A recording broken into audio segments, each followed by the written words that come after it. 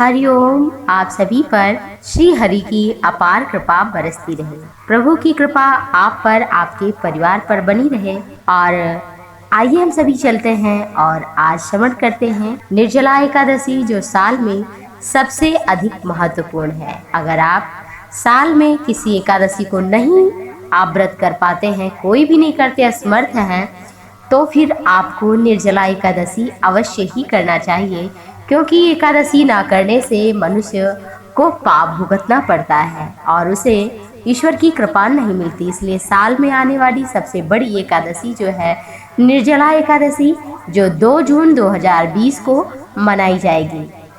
निर्जला एकादशी या कोई एकादशी हो तो स्वच्छ वस्त्र पहने, स्नान ध्यान आदि करके, प्राणायाम करके भगवान को फल फूल चंदन तिलक माला जो भी हो आप समर्पित करें। ब्राह्मण को आप दान करें, कोई पात्र दान करें, कुछ और दान करें, मीठा दान करें, शरबत दान करें, पंखा दान करें। ऐसा करने से ईश्वर की अपार कृपा आपको मिलती है। और आइए जानते हैं कि आखिर इसे निर्जला एकादशी व्रत क्यों कहा जाता है। इसकी कथा इस प्रकार है कि आप सभी ने महाभारत की कथा को सुनी होगी। तो उसमें 5 पांडव थे, युधिष्ठिर, अर्जुन, भीम, नकुल, सहदेव।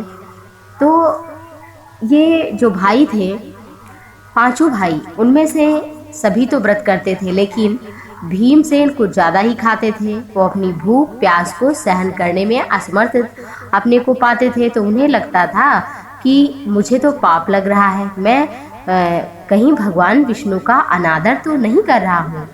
ऐसा सोचकर उन्होंने इस बड़ी भारी दुविधा से निकलने के लिए भीमसेन महर्षि भगवान वेदव्यास जी के पास गए और महर्षि वेदव्यास जी से अपनी चिंता व्यक्त की कि हे महर्षि, मैं साल में किसी भी एकादशी को नहीं कर पाता हूँ व्रत, तो क्या मुझे अपराध लगेगा? इसके लिए क्या कोई उपाय है?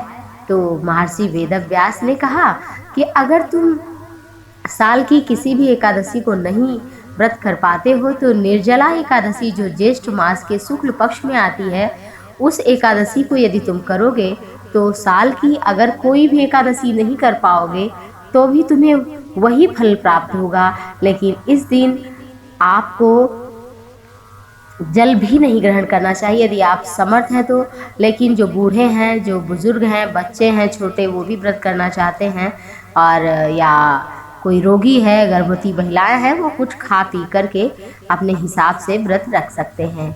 इससे भगवान की अपार कृपा प्राप्त होती है। और इस दिन भगवान को आप जो भी चढ़ाएं, उसके साथ अगर आपको तुलसी दल अगर कहीं से भी उपलब्ध हो तो अवश्य चढ़ाएं। अपार गुना फल प्राप्त होता है। जो भी इस व्रत की कथा को पढ़ता है, सुनता है, करता है, दूसरों को सुनाता है, भगवान उसकी समस्त मनोकामनाओं की पूर्ति करते हैं। और ये निर्जला एकादशी व्रत मंगलवार 2 जून को 2020 को है। और एकादशी की जो तिथि प्रारंभ हो रही है वो 1 जून की रात्रि से हो रही है और 2:57 से प्रारंभ होगी। एकादशी पूर्ण हो रही है 2 जून को रात में 12:04 पर, यानी कि पूरे दिन 2 जून को रहेगी। और 3 जून को पारण करना है आपको सुबह 5:23 से लेकर रात्रि 8:10 तक। तो आप कुछ न कुछ ब्राह्मणों को दान अवश्य करें, भगवान के नाम का संकीर्तन करें, और ऐसा करने से आपकी समस्त मनोकामनाएं पूर्ण होंगी और आप पर भगवान की कृपा बनी रहेगी।